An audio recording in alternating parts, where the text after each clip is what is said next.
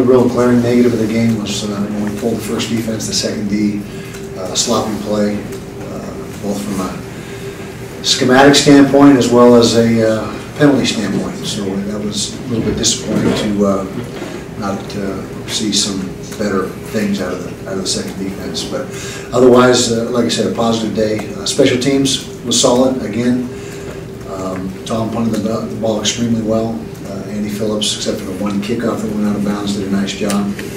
Return games, we didn't get much going in the return games like we had the week before, but still, it was good special teams play overall, and a good win. You know, we needed it to get the win, and we did. Now we're in the bye week, focusing on Michigan. Obviously, we don't play them until 12 days, but we'll start getting ready this week for that game. Not at all. We still try to balance rest time and downtime with practice time, and so we're going to do the same thing that we've done in most every year.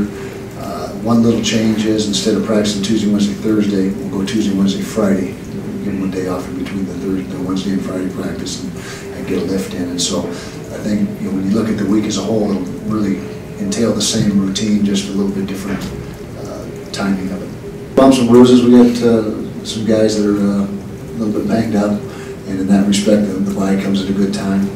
But we'll see how things go in this week off and how much healing can take place.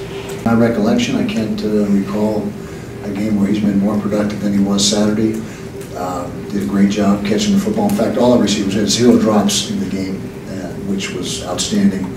And Kenneth was a big part of our success, or reason for success on Saturday, and made some key plays for us. And it's great to have him back. Can't overemphasize how good it is to have him back with us. Well, first of all, those are 2 good stats through 2 games. It's only 2 games, but off to a good start.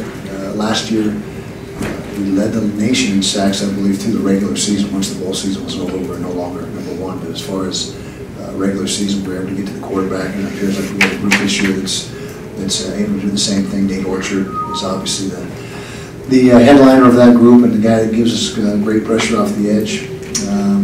The tackles for loss is a product of good defensive line play and linebackers getting downhill, which they did a lot better job of on Saturday. And what was it? Are we going to see any more blitz packages? Blitz packages. Oh yeah, there's a lot more.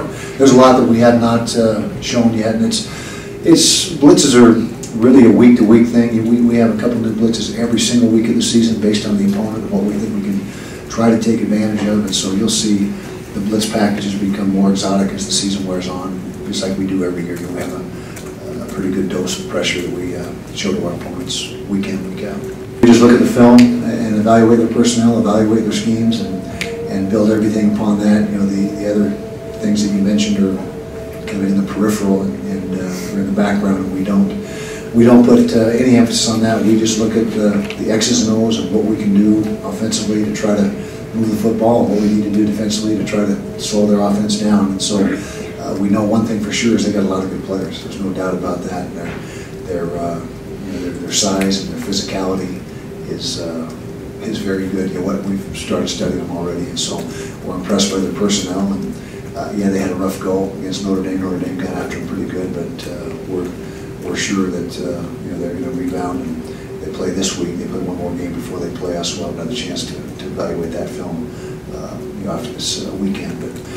But they've got all our attention, just like Fresno did, just like every team on the schedule will, and we just go through our system and our process of preparation the same way every week. Make it hard because you're looking at the scheme and the plays themselves. The outcome, whether or not they made the play to be successful or not, is entirely different subject than getting yourself set up in position to make plays and try to get stops or try to move the football on offense.